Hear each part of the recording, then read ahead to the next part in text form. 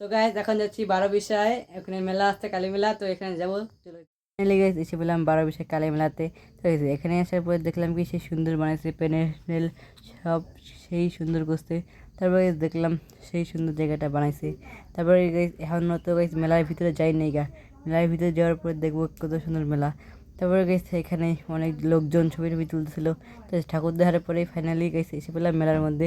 মেলার মধ্যে আসার পরে দেখলাম মেলাটা সেই বড় ভিড়ও আছে। এই ভিড়ের মধ্যে কষ্ট মষ্ট করে ঘুরলাম, ঘোরার পরে দেখলাম মেলা কিছু 12 বিশাল কালী মেলাতে এখানে ছেলেদের থেকে মেয়েদের সারা জিনিস অনেক কিছু আছে। তারপরে গাইস আমি এসে পেলাম নাগরদোলা। এখানে আসার পরে দেখলাম নাগরদোলার সাথে অনেক কিছু ছিল গাইস, ওগুলোর নামও ঠিক মতো গাইস জানি না। তারপরে গাইস ভাবলাম কি নাগরদোলাতে উঠবো গাইস, টিকিটের দাম শুনে গেছে আমার মাথায় ঘুরতেছিল। তারপর গাইস আমি এসে পেলাম মেলার ভিতরে। ঠিক আছে, তো চিপা চাপির মধ্যে মেলায় ঘুরতেছিলাম, কি করব, চিপা হোক মেলাতে ঘুরতে লাগবে, এত দূর থেকে আসছি, তো গাইস মেলা না ঘুরে যাবো না বাড়িতে। তো গাইস কী করবো, এখানে গাইস মেলা কিছু সারা জিনিস আছে। তারপরে গাইস আমি আবার দেখলাম, ভাবলাম না উঠবো না, দাম চাই গাইস মেলা। তারপরে গাইস কী করবো, এখানে আসার পরে দেখলাম এখানে অনেক ধরনের মূর্তি আছে।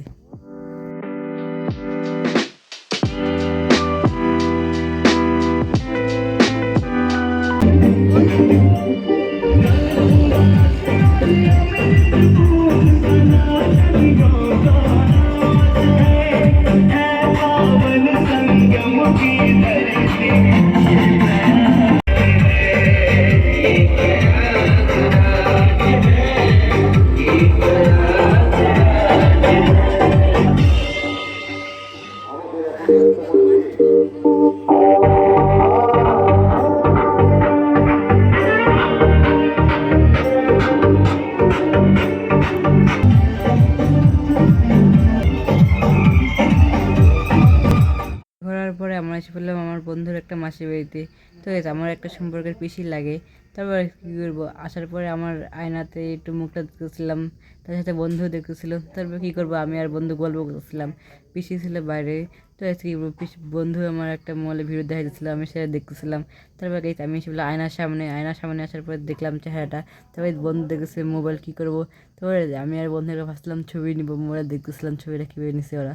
তারপর এসে পেলাম মেলাতে। এখানে আসার পরে দেখলাম যা ভিড় হয়েছে বলার মতো না। এখানে যদি আমি হারিয়ে যাই আমাকে খুঁজে পাওয়া মুশকিল হয়ে যাবে গা, ভাবলাম না হারাইলে খুঁজে পাবে না।